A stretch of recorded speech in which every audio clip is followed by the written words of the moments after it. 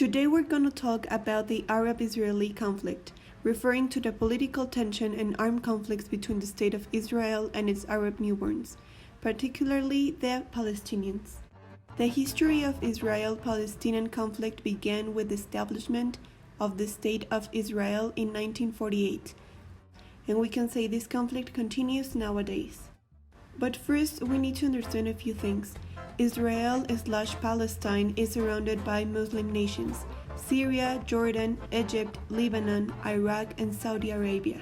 Then, according to the history of the land, both Israelis and Arabs have historical roots to this place. According to the Bible, Jacob and the children of Israel were given this land by God Himself. Then Arabs arrive around 635, and then the Ottomans around 1516. We also need to know a very important term, that is Zionism. Jewish Zionism is this religious strong belief that the Jews should be in Israel. This belief is also shared by the Christian Zionism.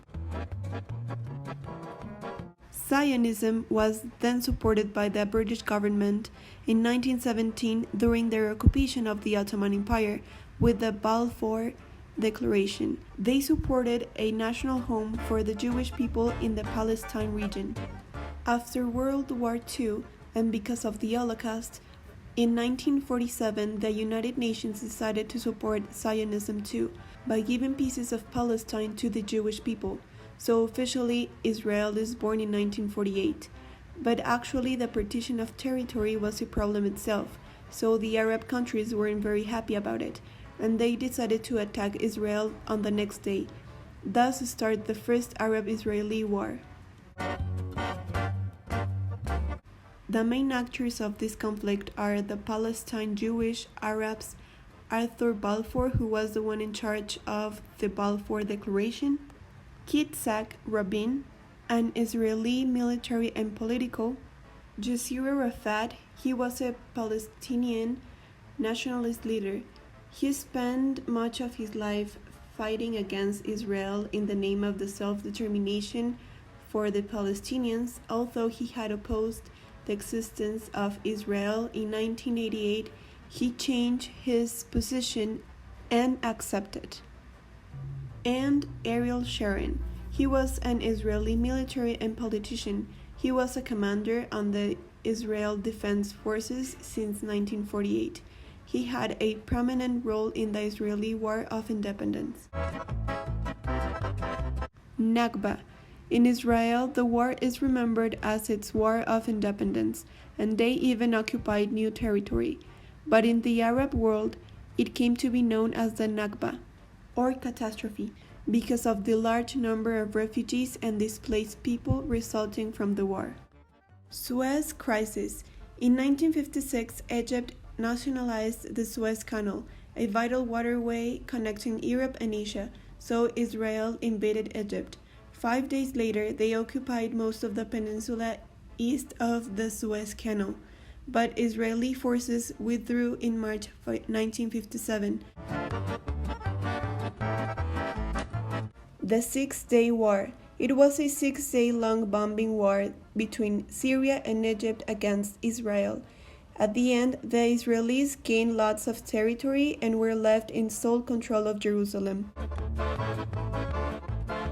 Yom Kippur War. During the Jewish holiday of Yom Kippur, Israel was caught off guard by Egyptian and Syrian forces. As a result, Israel returned the entire Sinai Peninsula to Egypt, and in return, Egypt recognized Israel's right to exist. Lebanon War. Israel bombed Beirut and southern Lebanon. The following day, Israel invaded Lebanon, but the Israeli government agreed to halt its advance and begin negotiations. Second Lebanon War. Hezbollah, a terrorist Lebanese group, launched an operation against Israel in an attempt to pressure that country into releasing Lebanese prisoners. The war left more than 1,000 Lebanese dead and about 1 million others displaced. Consequences. the destruction and loss of life of soldiers and innocents, a big problem of Palestinian refugees, Arab divisions, territory changes, conflicts with Jewish and Muslim people, extremist groups that contributed to the conflict are banned by Israeli authorities. Nowadays, the conflict is still on, with constant confrontations, the misunderstood of the existence of Israel and the Palestinian refugees. For 3 decades, the U.S. Institute of Peace has worked on this conflict through dialogue, analysis, and joint action at the grassroots and policy levels,